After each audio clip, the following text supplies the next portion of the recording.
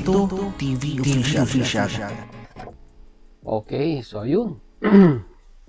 Inyo, what's up mga kabagis? This is Jubilito TV Official at eto na naman pumuli ang isang edisyon ng ating reaction video mga kalingap at kabagis, no? Pero bago po lahat, syempre po, shoutout po muna natin Kuya Val Santos Matubang, Ate Edna Vlogs at Kalingap Rab. Ayan, sa ating mga Kalingap netizens, Kalingap subscribers at Kalingap supporters. Mega love shoutout po sa inyong lahat. So ito na mga Kalingap at kabagis, no, for today's reaction video. Kung alam po natin ang reaction at muli po pagbibigay ng ating opinion regarding po dito sa naging recent live streaming ni Boss B, Press B, President Virador regarding po dito sa issue nila, no, ni Yang Mi. No, alam naman po natin nitong mga nakarang araw ay naging mainit po ang sagutan nito pong dalawang ito.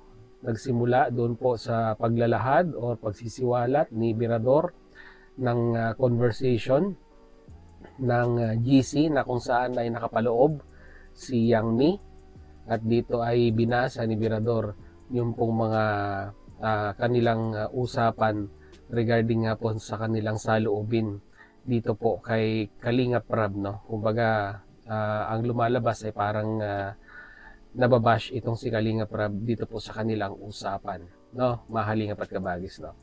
At dahil nga po dito sa live streaming na ito ay nag-live din itong si Yang Mi at sinagot niya po ang mga ibinatong akusasyon ni Virador at may paliwanag din naman po si Yang Mi regarding dito po sa usapin na iyon. At alam ko po karamihan po sa inyo ay napanood na yon, no, mahalingap at kabagis, no.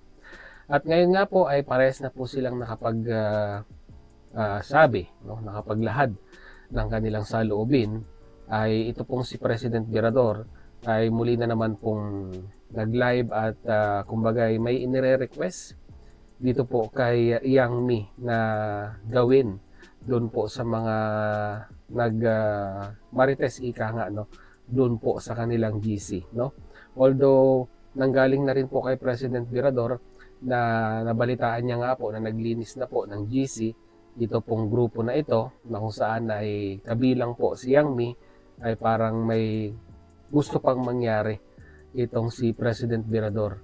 At parang ang lumalabas po ay bigyan ng parusa ika nga, no, or bigyan ng, sabihin na nating penalty, kung ano man ang pwede nating sabihin doon sa mga taong nagmarites doon po sa GC na yon. So ang tanong lang po dito mga kalingap at kabagis ay si Virador po ba ay nasa, sabihin na nating, stance para mag-request kay Yang Mi na gawin itong mga bagay-bagay na ito?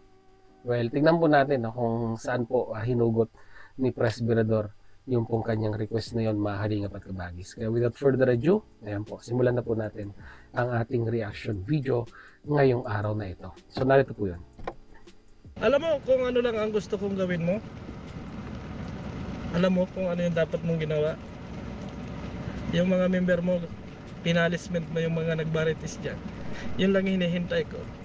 Pero okay, so ang gusto pala ni President Virador ay bigyan ng punishment yung pong mga nagmarites dyan po sa GC patungkol nga po or against dito po kay Kalingap Rab. So ito po yung panibagong request ni President Virador kay Yang Mi. So ang tanong lang po dito mga kalingap at kabagis ay mag-a-adhere or tutupad po ba itong si Yang Mi dito po sa panawagan na ito? So pagpatuloy po natin. never ako nagsabi sa'yo na ikaw ay isang anti-Kalingap. Masyado ka lang ang naging doon sa mga admin. Yun lang yung gusto ko. Nag-comment dyan, kaso unset yan agad. Oh, yun yung inasabi ko sa inyo.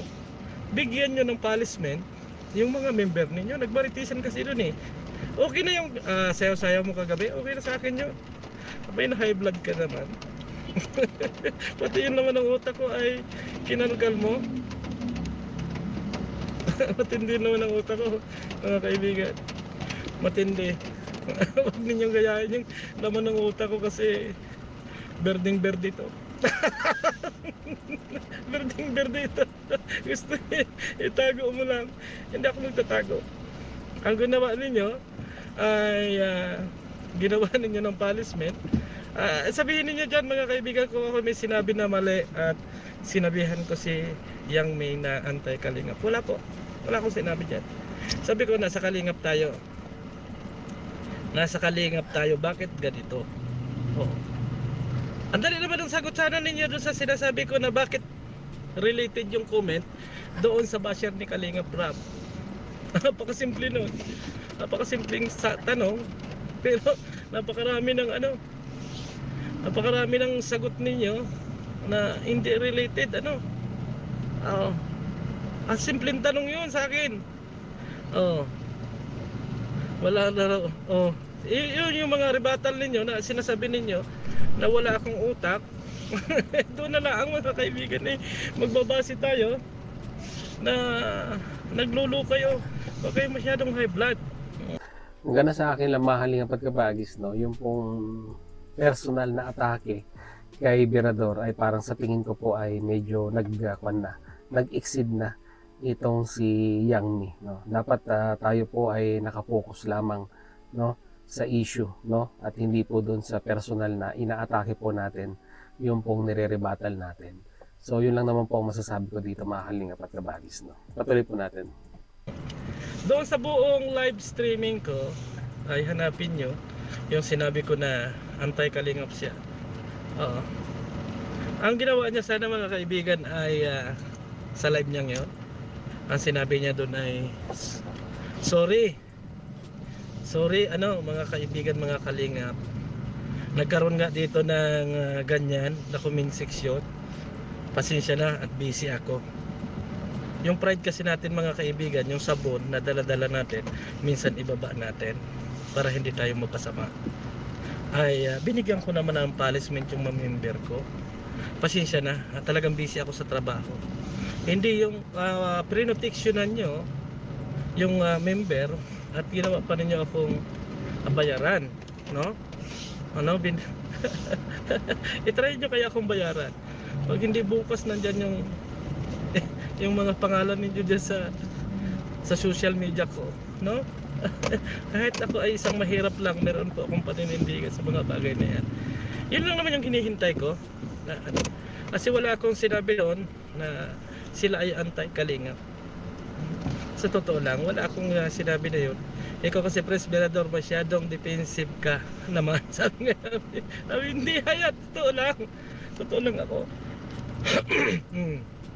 Punishment lang, leader sila di ba? Kapag ikaw ay isang leader, may kakayanan ka na i-punishment yung mga taong inirereklamo, at kapag ikaw ay leader, tanggapin mo na may kasalanan yung member mo. Pero hindi ibig sabihin na i-defend mo, sasabihin nyo agad na hintayin mo ako dyan at makikita mo sa akin. Anong makikita? Wag ganun.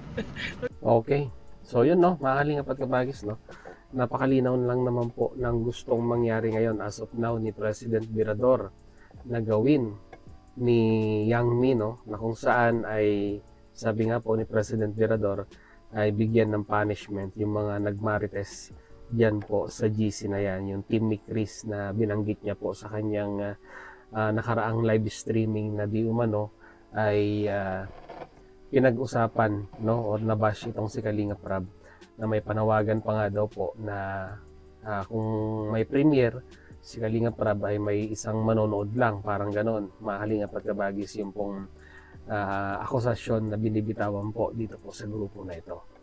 So ang tanong dito mga pagkabagis ay bilang isang sponsor, no, ito pong si Yang Mi, at may sariling grupo ngayon na pinapatakbo, yung JC18 nga po, at alam naman po natin na selection nila, no, kung sino man yung gusto nilang tulungan na Kalingap beneficiaries ngayon. Ang tanong na lang po dito mga pagkabagis, adhere po ba ito pong si Yang Mi sa panawagan ni Virador, or hayaan na lang or palampasin na lang po itong usapin na ito at diskarte niya na lamang po ang kanyang gagawin kung paano niya po patatakbuhin ang kanyang GC, no? Ito ang ganda sa akin lang mga pagkabagis, no? Si Pres Virador may GC yan, may sariling GC yan. Si Yang Mi may sariling GC yan. At may mga admin yan, no? At yung mga admin na yan ay binigyan ng karapatan, no? Na sabihin na nating mag-moderate doon po sa GC na yan. Pero ang ganun sa akin lang, mahaling apat kabagis, no? Hindi po lahat ng miyembro, mapa-admin ka man o regular member ng isang GC ay nakabantay ka or mababantayan mo kung ano man yung, di ba, ginagalaw or galawan doon po sa GC ninyo, no? Kung ikaw isang masipag na miyembro, ay siguro po may kakayanan ka na mag-backread ng napakaraming mensahe hindi mo na nabasa ng mga pagkakataon na yon. So siguro po ganito po yung ganito po yung binibigyan ng diin o binibigyang linaw ni Yang Mi sa kanyang GC na kung saan ay yun nga po, no, 24 hours ay hindi niya naman po kayang bantayan yung pong pinag-uusapan doon po sa GC na yon, at lalong-lalo na po kung marami po ang miyembro, no? Mahaling apat kabagis, no? Kaya ang ganun sa akin lang, to make the story short, ika nga, no? Para matapos na po ito, di ba? Ito yung opinion ko lamang po at payo dito po sa dalawang ito, no? Para matapos na po ang usaping ito, mahaling apat kabagis, no? Kung hindi man mag-adhere si Yang Mi sa panawagan ni President Virador na bigyan ng disiplina yung pong mga nagmarites doon po sa GC ni Yang Mi, ay mag-usap po, no? Ito pong dalawang ito, no? Para po ituwid kung ano man yung mga gusot na meron sila. Kasi kung patuloy lamang po tayong, di ba, magsasagutan dito sa social media, ay wala po tayong ma-accomplish, no? Na sabihin na nating matatapos na usapin. Magpapatuloy lamang yan, mapag-uusapan, at baka pumalaot pa, at by the end of the day ay lalo pa pong lumalim itong usapin na ito, no? Mahaling apat kabagis, no? So yun lang po ang ating reaction video for today, and mag-comment na lang po kayo sa ating comment section kung ano naman po ang inyong opinion dito, no, sa panawagan at request ni President Virador kay Yang Mi. So yun, mahaling apat kabagis, muli maraming salamat dahil nga sa dulo po ng ating reaction video ngayong araw na ito ay nasamahan niyo po muli si Jubilito TV Official, no? Sa mga hindi pa nakasubscribe sa ating YouTube channel, subscribe niyo na po, Jubilito TV Official. At kung nagustuhan niyo po ang ating reaction video for today, paki-like and share na rin po, mahaling apat kabagis. So hanggang dito na lang. Once again, this is Jubilito TV Official, proud member po ng Team Co-Os at ng Team Bios. As I always say, mahaling apat kabagis. Peace, God first. God bless po. Bye!